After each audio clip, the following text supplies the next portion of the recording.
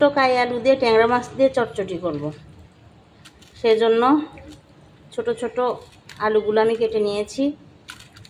আজকে চটচটি রান্না করবো এই জন্য। তো মাখা শেষ, এবার মাছগুলো দিয়ে দিই। এই যে ট্যাংরা মাছ, এটা কিন্তু ট্যাংরা মাছ, অনেক বড় বড় ট্যাংরা মাছ।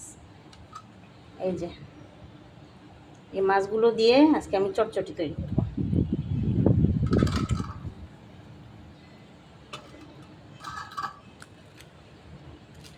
অনেক সুন্দরভাবে আজকে চটচটিটা আমি তৈরি করব, শুকনা শুকনা করে, হালকা হালকা ইয়ে থাকবে, মাখা মাখা ঝোল।